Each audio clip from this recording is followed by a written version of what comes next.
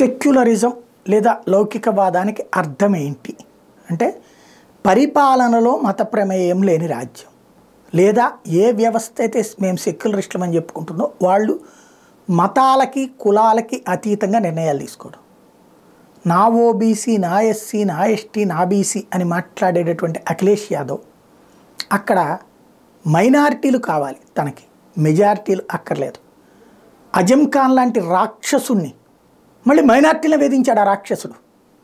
అలాంటి వాడిని నెత్తిన పెట్టుకుని సుదీర్ఘకాలం పాటు రాజకీయం చేస్తున్నటువంటి అఖిలేష్ యాదవ్కి క్రిందటిసారి టోటల్ ముస్లిం పార్టీ కిందను ప్రకటించుకుని 130 సీట్లు సాధించాడు.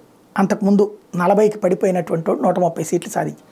ఇప్పుడు ఆ వర్గపు ఓట్లు కావాలంటే బ్రిటిష్ వాడి పద్ధతి ఏదైతే ఉందో విభజించి పాలించు, ఒకడిని ఏడిపించి ఇంకోటి సంతోషపెట్టు, అదే కదా ఆంధ్ర వాడిని ఏడిపించి తెలంగాణ వాళ్ళతో పాజిటివ్ తెచ్చుకోవాలనినే కదా కాంగ్రెస్ పార్టీ అదే బ్రిటిష్ వాళ్ళ వారసత్వంతో వచ్చిందే కదా. ఇప్పుడు అట్లాగే అయోధ్య రామాలయ నిర్మాణానికి వెళ్ళరట. విశ్వ హిందూ పరిషత్ వాళ్ళు ఇన్విటేషన్ తీసుకుని వస్తే నేను వెళ్ళను, నాకు వాళ్ళతో సంబంధం లేదు, నా మైనార్టీలు లేకపోతే నా ఓసీలు నా ఓబీసీలు వీళ్ళెవరు వెళ్ళరు అంటూ వీడికీడే ఇచ్చేస్తున్నాడు అనమాట.